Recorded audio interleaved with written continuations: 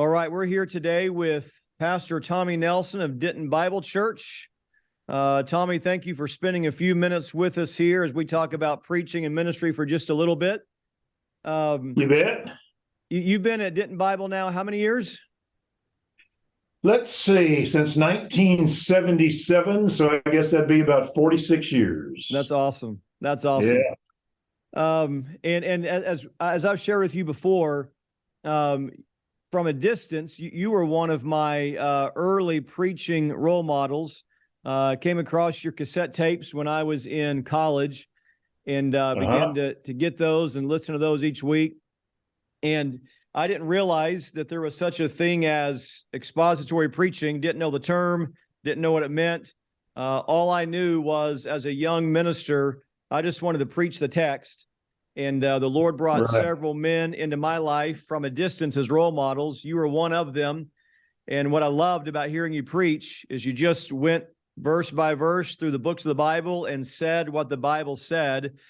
I didn't have a category in my mind as a young college student for what that meant, other than it helped me know the Bible better.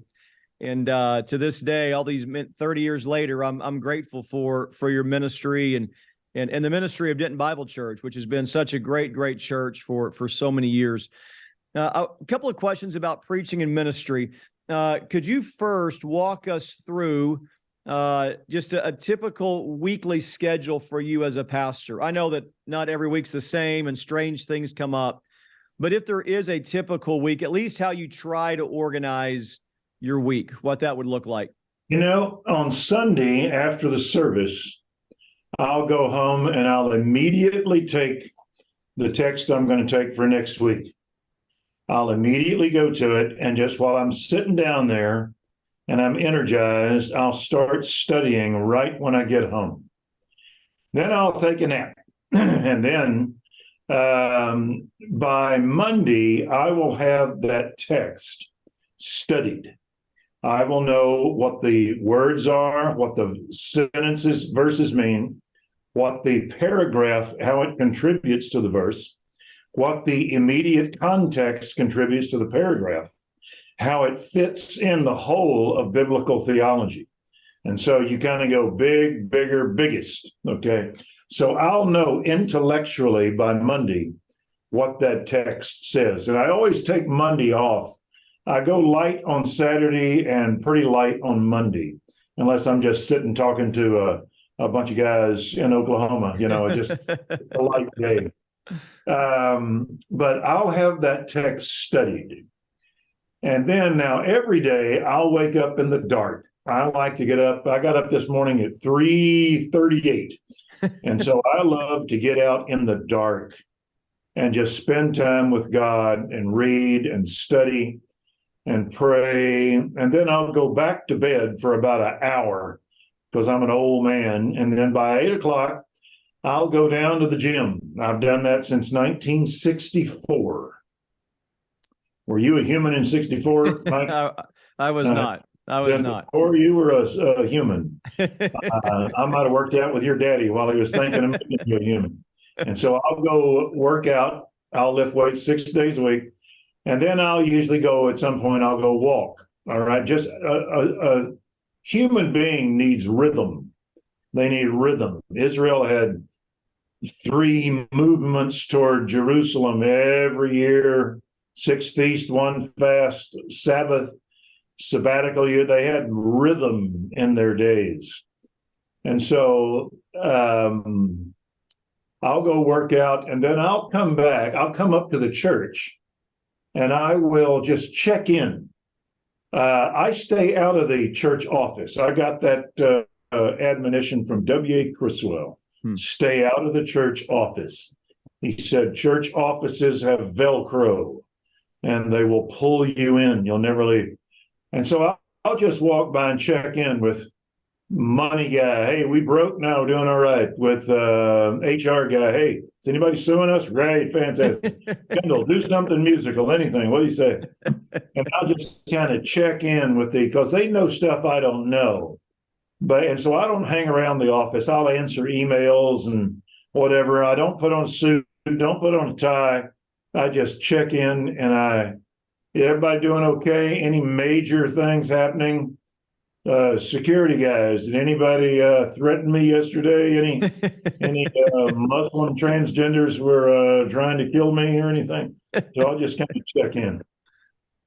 Then a lot of times I'll wander over to the staff where they are, and I'll just kind of mosey through, drink coffee, just bull with them, how things doing, just visiting with them. And and then I'll go home, have lunch, and then after lunch, I'll study.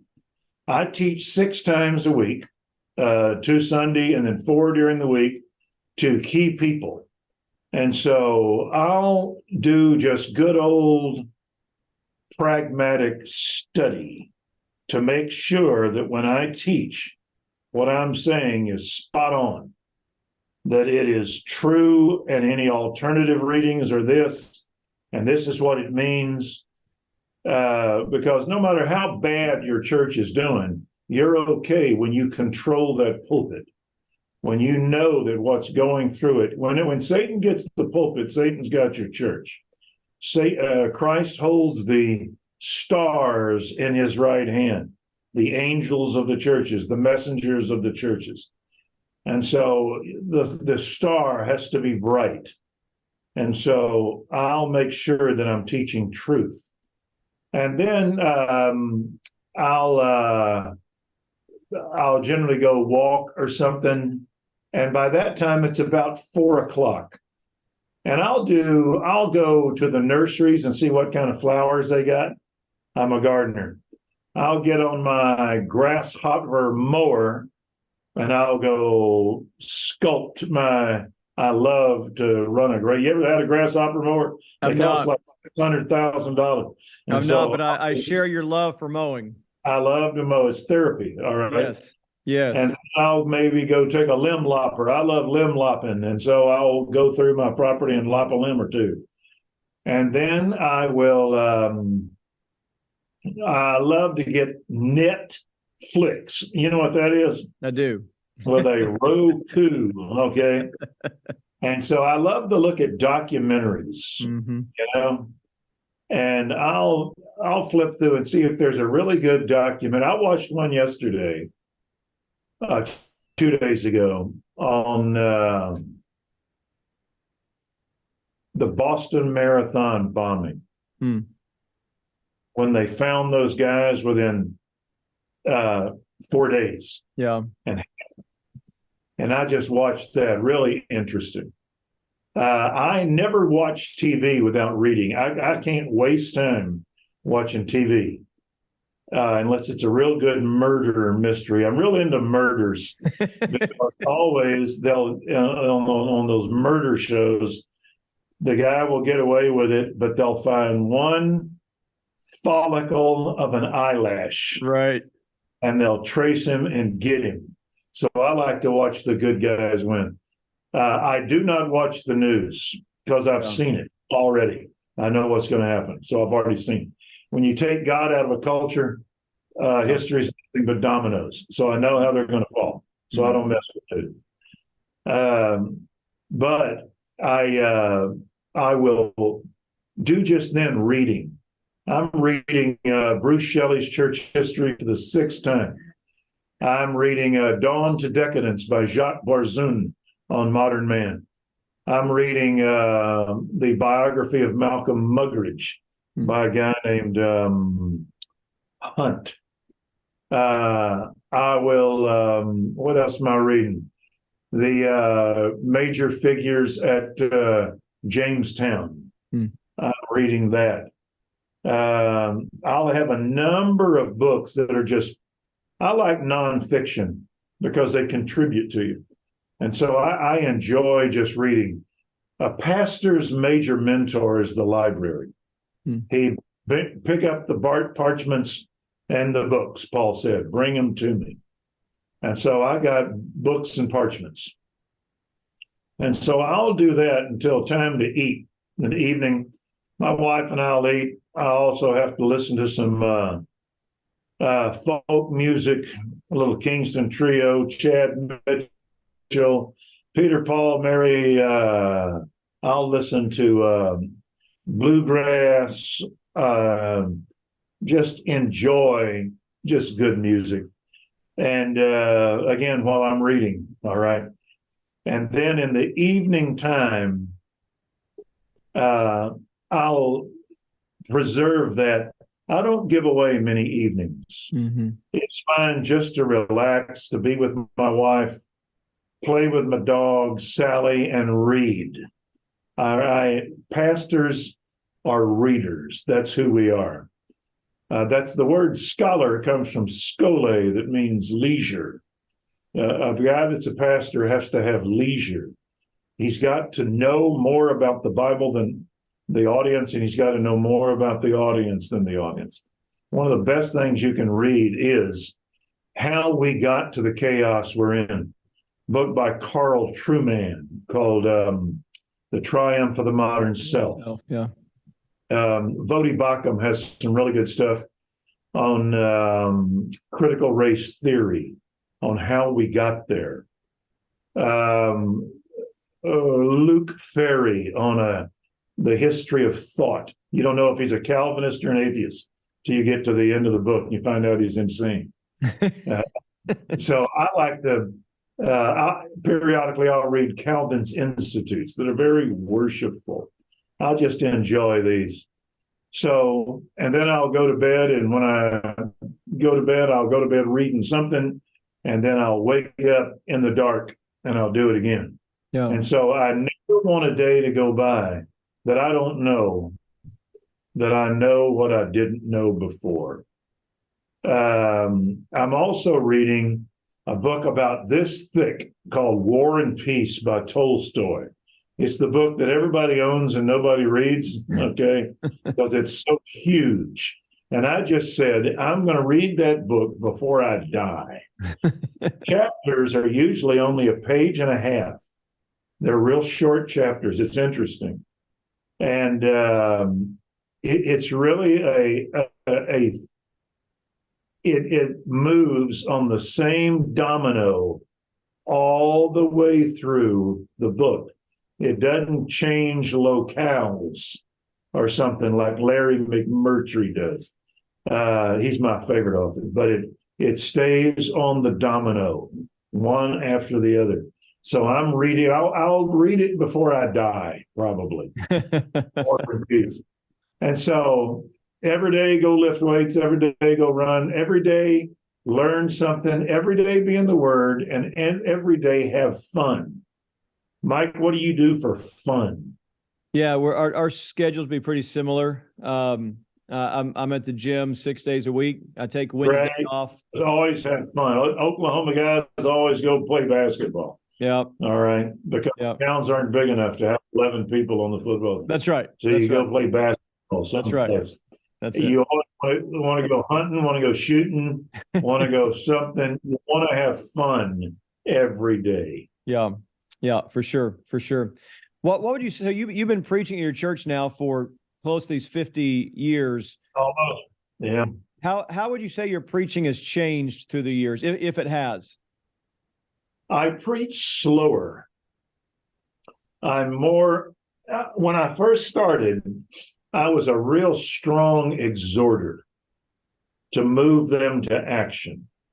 Because young pastors want to be successful, and to a young pastor, success is numbers and motion.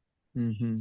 So I push, and then you get older and you get discouraged seeing if you're always looking for results as a pastor, you're going to quit the ministry, because you plant, Apollos waters, God causes the growth. Yeah. He who plants, he who waters are nothing but God who causes the growth. And so you have to make sure that you sow a seed that is absolutely true, and then you water it good, then you walk away. In the morning it sprouts, how he himself knoweth not. And so as guys go on in ministry, they begin to become more and more artists of truth rather than motivators. That's what I think. And so I have become a little bit more studious, analytical, emphatic, and condemning of that which goes against the Bible. Hmm. Earlier, I was the guy that if you were a FCA Campus Crusade, you wanted to bring me in, I could motivate you. And then slowly and surely, I got down to hermetically sealing the Bible and putting it in their memories to go off. That's kind of how I've changed. Yeah, that's great. One last question. When you've been in the place I've been in our church here for 23 years and thankful the Lord's given me that much time here in one church, but you've been at your church double the time that I've been here. So I wonder if you might just share briefly, what does it take to stay at a place so long? What are some keys to being able to have that kind of longevity in one place and just build your life in that one ministry? To stay, and I'm a one place guy. That's just the way I am. Some guys love to move and get a work going. I like to paint the Sistine Chapel that takes you a decade. I like to spend time. If you're going to stay at one place, you better be training your leader, your staff, and your elders, because those guys can shut you down. So you better have good leaders. So I teach my staff every week. When I stay close to my elders, I know who they are. They're mostly our guys that have gone through my program. You also want to stay at one place, you want to have stars.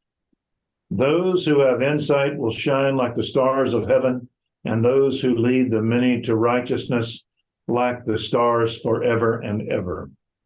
You want to produce stars, and that is by teaching a lot of people well on Sunday, but then having small groups and having a group of guys that are handpicked, that are can't miss SEAL Team 6 guys. That, in other words, Paul taught a lot of people, but we all know who Paul's guys were. Jesus had his boys. And so you want a hand-picked group of guys. It's kind of like when you make moonshine. You ever do that, Mike? No. When you make moonshine, That's not one of the hobbies. You boil the mash to separate the alcohol, but then you have to have that little distiller that gets it out and puts it in the jug. Probably about 20-30% of your church are going to go on to really be disciple makers. But you want to have a way to get them out and get them in the jug by giving them a chance to do what a standard that not everybody can do. Mm-hmm. And so I always make sure that I have young guns. We have BTCP, Bible Training Center for Pastors. I've got my staff. I've got a few boys. I drive to Decatur about twice a month to meet with a guy that I led to Christ, who is a fanatic. He's on the beam. That's what keeps you. Paul said, share your joy with me. Rejoice in the same way as me and share your joy. And so you've got to be a guy that has staying power, and that's going to come by having a few people. Another thing you got to make sure is to realize a great point. How old are you, Mike? I'm 49. I'll be 50 in All the right, summer. you're about as old as my kids. I'm going to give you a point to make sure you don't quit. You are loyal to your people. Amen. Yeah. I'm loyal to them. Got to be. You will assume they're going to be as loyal to you as you are to them. And that's going to get you in trouble because they not all are. And they're going to break your heart at some point. Have you had guys go south on you yet? Oh, sure. For sure. Okay. That is the great eliminator of pastors, They're called the killer D's. One is you have disqualification because you're sleeping with somebody else's wife. The other is deceit, where you get into error and you get into something weird and become David Koresh, all right? Or you get divisive, where you're just so hostile against people that they get rid of you. Or you are distracted to where you'll get off to where you got a second job selling real estate, and pretty soon you forget what you're doing. Or you get discouraged. And or another thing is called danger, that you get afraid to take a stance. But the big one is discouragement. It's been said that if Satan had a garage sale, he would never sell discouragement, because it's such a useful tool of just getting down. How would you like to pastor the Galatians or the Corinthians or Ephesians, Colossians, getting into Gnosticism, or the Corinthians that had followed false teachers and got a whole, what do they call it? Fifth column within your church against you. That was the Corinthians. Or Timothy, who has to kindle afresh the gift of God. Paul or Philippi, a couple of women that can't get along, Euodia and Syntyche, or was one guy called them odious and soon touchy. All right. And so Paul always wrote to problems, or the Thessalonians that have an eschatological problems, thinking the tribulation's already started and their dead aren't going to know the rapture. See, and so Paul's always correcting these things. The seven churches of Revelation, only two of them don't get, censured. Smyrna and Philadelphia, only two of them don't. And so you're going to have guys that are going to go south, and it's going to break your heart. And that's what's going to make guys quit. Or you ever known pastors that get keel hauled by their leaders? They'll go to a church, and all of a sudden a couple of leaders go with them and they kick him out. And the next thing they're doing, they're selling, whole life over in Yukon. And so I make sure that I don't put too much weight on the fact that these guys are going to stay faithful to me. Paul said, consider us as servants of God and stewards of the mysteries of Christ. In this case, moreover, it is required of stewards to be found trustworthy. Therefore, it matters not if men should examine us. I do not even examine myself. The one who examines me is God. And so you have to preach for a one-man audience, and that is God, because you're going to end up hated or whatever. And the more popular you get, the more hated you become. And so you got to make sure. And another thing you got to make sure, does your wife still like you, Mike? She does. Strangely enough, she does. Do your kids still like you? They actually do. Make sure your kids God's grace. don't hate God because he takes their daddy. Yeah. My sons, I always stayed close to them. My wife, I stay close to. They're your cheering section. I've got 6 grandkids. I stay close to them. They're your cheering section. So if you'll do those things, you'll hang around a long time. And always make sure your chief joy is your Bible. Yeah. That's got to be your greatest delight, is to get home and get in your Bible.